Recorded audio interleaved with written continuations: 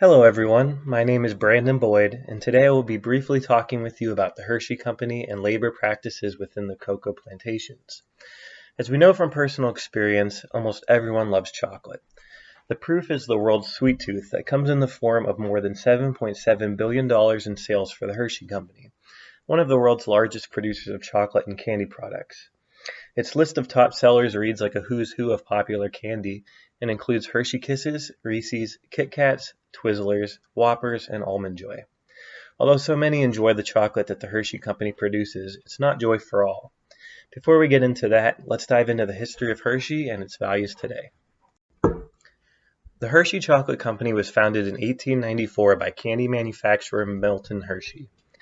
He worked to develop the perfect milk chocolate recipe, which he created in 1899 and went all in on in 1900.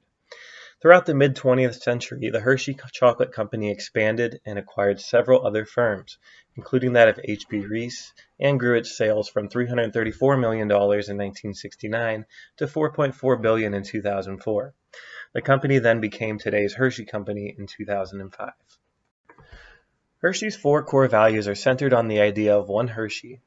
They label the four core values as such: open to possibilities, growing together, making a difference, and one Hershey.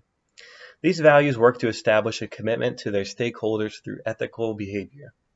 All employees go through ethics training and certify their adherence to the code every year.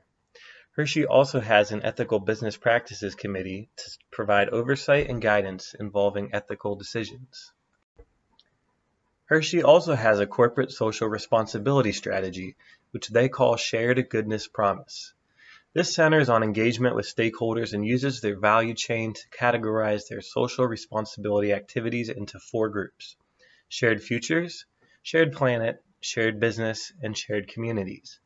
These groups aim to engage in ongoing endeavors like bringing nourishment to children through nutrition programs, reducing the impact on the environment, including sustainable palm oil sourcing and zero waste to landfill facilities, sponsoring several consumer health initiatives and programs, improving workplace practices, and donating to over 1,400 organizations.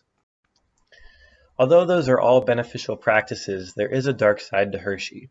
And no, we're not talking about its dark chocolate. You won't find this anywhere near Hershey headquarters either. Instead, the dark side can be found in mostly poor nations like Ivory Coast, Ghana, Indonesia, Papua New Guinea, Ecuador, Brazil, and Colombia. And while children in first world countries marvel at the sweet taste of Hershey bars and Reese's, children in the poorer nations are the ones producing that same chocolate in conditions that are anything but sweet.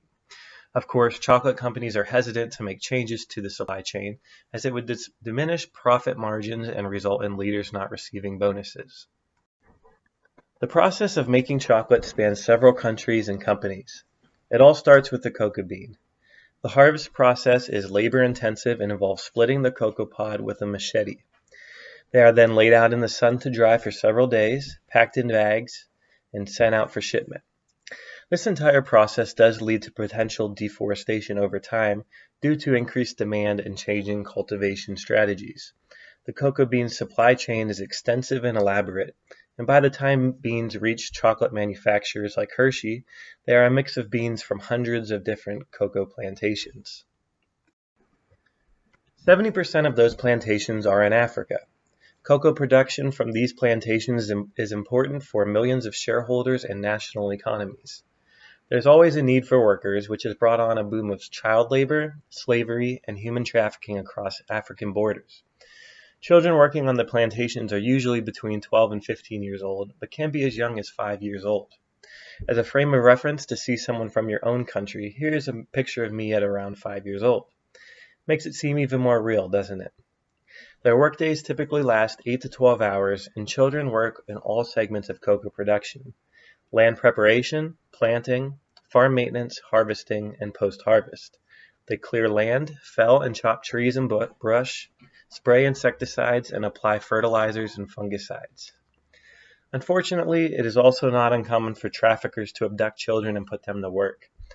Boys are sent to the fields where they use chainsaws to cut through the forest, climb and work on trees higher than 9 feet, and use machetes to cut cocoa bean pods down before carrying those pods out in sacks that weigh up to 100 pounds. Young girls aid in processing and grinding the beans by hand. Along with these physical demands, these children often experience poor health services, little access to drinkable water, food insecurity, a lack of education, and damage to neurological and physical development. There's not an accurate number of just how many children are affected by this, as there are well over 1 million small plantations just across Africa. However, it is estimated that 2/3 of African farms use child labor. In the last decade alone, there has been an approximate 13% increase in children ages 5 to 17 engaging in hazardous labor in the Ivory Coast and Ghana. These plantations and others also exploit other workers. While some non-family members are paid, others may be enslaved, work in abusive conditions, or, if they are paid, they are not provided with a minimum wage nor a living wage. They are also threatened with physical punishment or death if they attempt to leave the plantation. There are organizations that work to change labor practices within the cocoa industry. The World Cocoa Foundation, Sustainable Tree Crops Program, Harkin Engel Protocol, International Cocoa Initiative, and the International Labor Organization all expend resources to encourage the ethical sourcing of cocoa. Most of these organizations focus on the fair treatment and education of cocoa producers and raising voluntary support from companies like Hershey. Hershey has made commitments to help reduce labor issues in its own supply chain and in the chocolate industry. It claims to be dedicated to sustainability and ethically providing the cocoa needed for its products, as well as educating its suppliers. It launched the Hershey Learn to Grow Farm program in 2012 in Ghana to educate farmers. It also produces some products, including Hershey Bliss, using ethical and sustainable cocoa. Other initiatives made by Hershey include the Raise the Bar campaign in 2013 to set a timeline to begin a transition to certified cocoa, the One for All Cocoa Project to advance women, and the Cocoa for Good campaign, which pledged $500 million by 2030 to address the cocoa community's issues of poverty, lack of nutrition, child labor, at-risk youth, and sustainable ecosystems. Additionally, its child labor monitoring and remediation system claims to have found no evidence of forced child labor in Hershey's cocoa supply chain as of 2020. Not everyone thinks Hershey has handled labor condition efforts well enough. Hershey does not disclose its cocoa suppliers, which creates a feeling of distrust between Hershey and activists. One report also accused Hershey of not embracing fair trade practices, despite having a U.S. market share of over 40%. Green America has specifically been a proponent for change within Hershey, as it created a coalition to urge the company to address child labor and trafficking in the supply chain. The provided link offers more information on Hershey and child labor in cocoa plantations and includes a scorecard for chocolate brands, including Hershey.